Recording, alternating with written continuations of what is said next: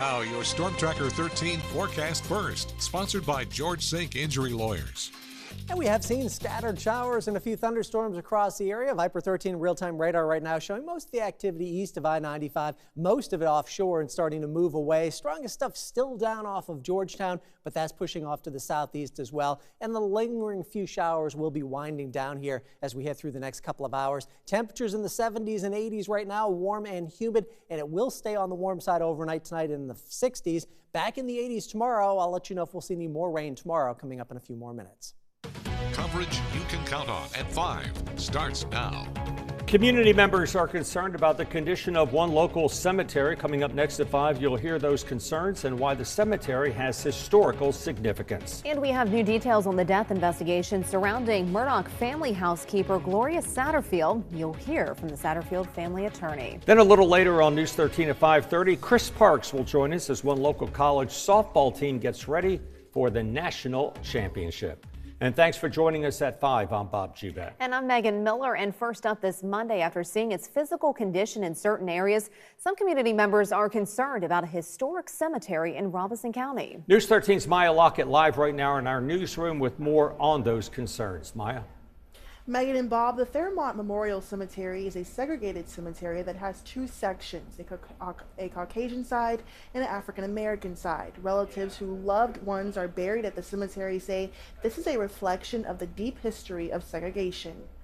Just a little over a year ago, after months of research, Michael Davis located his great-grandmother's grave at the Fairmont Memorial Cemetery and was shocked to come across the damaged headstones and lack of maps or general public information on the black side of the cemetery. And after speaking with the town of Fairmont, I found out a former mayor designed the cemetery in 1903. The black section was sold and eventually purchased by the Gaston Seeley family, but due to the people who cared for the cemetery running out of money and getting older, in 2004, the Gaston Seeley family gave the town a 99-year lease agreement to maintain the black section of the cemetery, which only includes cutting the grass, picking up debris, and removing fallen or dead trees, meaning repairs are not the town's responsibility.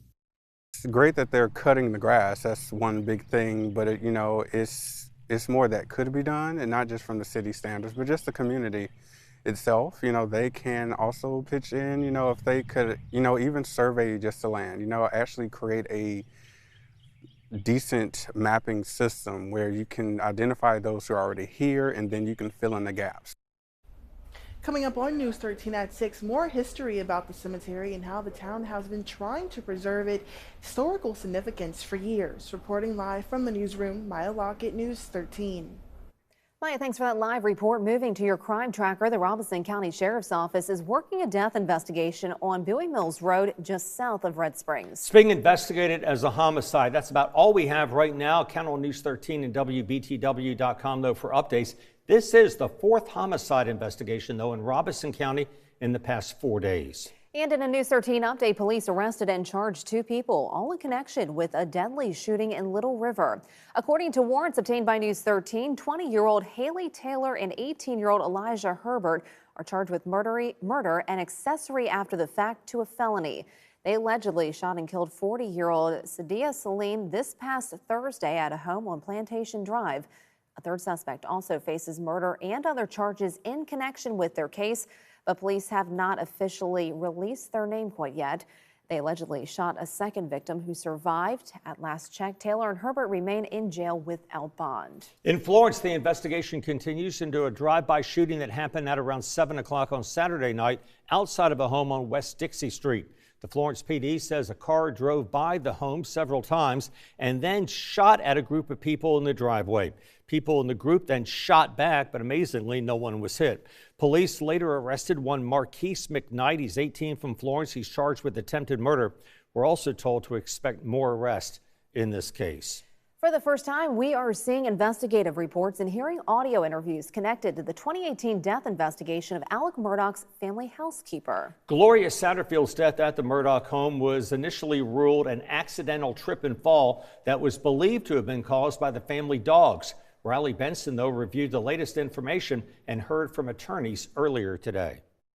In just a few moments, you will hear Alec Murdaugh tell investigators Gloria Satterfield claimed the Murdaugh's dogs caused her to fall down the front stairs at the family's Moselle house. This has been her believed cause of death until Murdaugh claimed last week he lied about the details to secure a better insurance payout. In February of 2018, Satterfield went to the Murdaugh's Colleton County home to pick up a check. Murdaugh told investigators he was at work when his wife Maggie called him after she found Gloria in a pool of her blood on the house's front stairs. Both Maggie and Paul Murdaugh would describe this on the 911 call. Murdaugh initially claimed when he arrived, Gloria mentioned the dogs had been involved in her fall, something Paul Murdaugh would corroborate in an interview. Murdaugh would secure a nearly $4 million wrongful death settlement from his insurance company, who is now suing Alec. Alec was interviewed weeks after the accident. Take a listen to what he had to say. She knew where she was. She knew who I was. I mean, she obviously was not functioning at full capacity, but she did. She knew those things. Did she describe the chain of events in any way to you? Obviously, she was out of it. She indicated that the dogs had caused her to fall. Okay. Attorneys for Satterfield's family held a press conference today in which they claim Murdaugh is a proven liar and therefore say there's no reason to believe he is now telling the truth. They say this is likely an attempt by Murdaugh to get out of having to pay additional money. All of a sudden now Alex is the modicum of honesty, the modicum of truth. It's just more spin by him. He doesn't tell you where the money went, the $3.8 million. He doesn't tell you how Gloria died. Satterfield's attorneys say Murdaugh's latest legal filings could potentially open him up to new criminal charges, including insurance fraud. They say the Satterfield family does not plan to reopen Satterfield's death investigation. News 13 on-time traffic, sponsored by Joy Law Firm. Just call Joy. And traffic on 501 between CCU and Carolina Forest looking a lot better than it did earlier. Just an occasional slowdown at the traffic lights. 544 okay right now, but there have been occasional slowdowns on that road as well. Drive times right now on 501 from Carolina Forest to CCU. That'll take 7 minutes. 17 along the Grand Strand, still running slow for this time of day. A lot of people out on the roadways along 17. In the Florence area looking okay. A lot of green on the screen right now. No big slowdowns in town. No problems on 995. Currently from TV Road to 76, that'll take 10 minutes. Palmetto from 5 Points to Irby Street will take 4 minutes. And 52 from Palmetto to I-95 will take 7 minutes. Thanks a lot, Frank. Well, some former employees have filed workplace discrimination claims against Tidelands Health. And one advocacy group spoke out on behalf of those individuals outside of Waccamaw Community Hospital today. News 13's Claire Purnell tells us more about the issues that were addressed at that meeting. Earlier today, nearly a dozen people gathered here outside the Waccamaw Community Center to support the individuals who came forward with discrimination claims against the health care program. Officials from the NAACP spoke on behalf of 4 former Tidelands Health employees who filed claims against the health care program. Those claims are in regard to 2 individuals who were denied promotions on what they believe to be the basis of race and retaliated against when they presented those concerns to leaders.